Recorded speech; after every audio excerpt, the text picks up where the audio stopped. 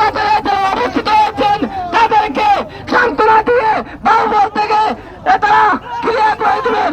তার আগে আমরা কোনোভাবে এই বিষয় থেকে যাব না। ইতিমধ্যে আমরা দেখতে পাচ্ছি আমরা দেখতে পাচ্ছি বাহুবল বেশির পুরোপুরি ভাবে যে বন্ধ করে দেওয়া হচ্ছে। এই আওয়ামী লীগের তুষার ওসি সাইফুল ইসলাম এবং আওয়ামী লীগের তুষার ওসি সাইফুল ইসলাম টাকা খেয়ে বাহুবলের পূজার সম্মানীয় ব্যক্তি বাহুবলের পূজার সভাপতি গ্রেপ্তার করা হয়েছে।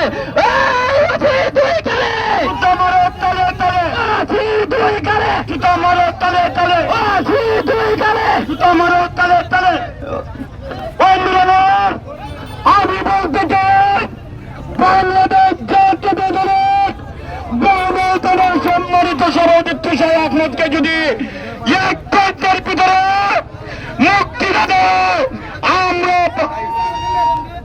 এক ঘন্টার ভিতরে যে মুক্তি না দেওয়া হয় সাইফুলের আমরা তুলে নিব। আমরা সাথী বন্ধুরা আমরা সারা বাংলার জেলা দিতে চাই।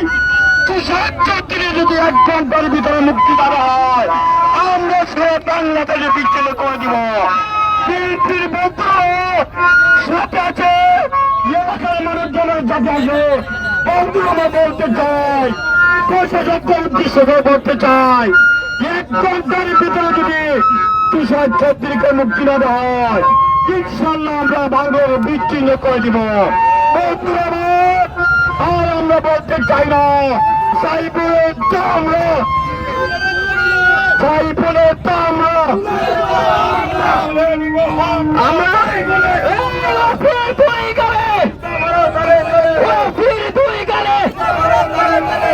আওয়ামী লীগের তুষার আওয়ামী লীগের সেখানে যে আমরা দুয়ার থেকে এই ওসি আমাদেরকে অনেক হয়রানি করেছে। এখন আওয়ামী লীগের টাকাকে বাহুবল উপজেলা বিএনপির সভাপতি একজন সম্মানীয় ব্যক্তি ওনাকে ষড়যন্ত্র করে এই বাহুবল তাদেরকে সভাপতিকে গ্রেপ্তার করেছেন। এই ওসি সাইফুল ইসলামকে দ্রুত আইনের আওতায় আনা হোক। বাহুবল মিরপুর বাজার সভাপতি আমাদেরকে সান্ত্বনা দিতে হবে। সংগ্রামী ভাইরা আপনারা সবাই জানেন এই বাহুবলে সাইফুল ওসি সে বাহুবল তার মানুষ থেকে চুরি বাস করিয়ে সবকিছুর সাথে সে জড়িত আছে।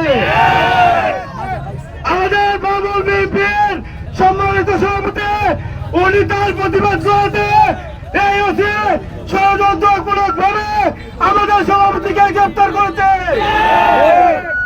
আমাদের সভাপতিকে যতক্ষণ না মুক্তি দেওয়া হবে ততক্ষণ আমরা রাজপথ ছেড়ে কোথাও যাব না।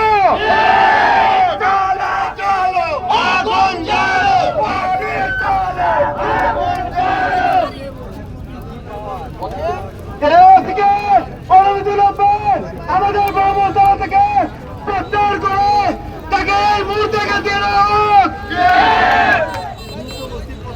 আমি আপনাদের উদ্দেশ্যে বলবো, আর যদি এই ষড়যন্ত্রকারী দিয়ে জিতে যায় তাহলে হেরে যাবে বাহুবলের প্রতিটা ব্যক্তি প্রতিটা মানুষ।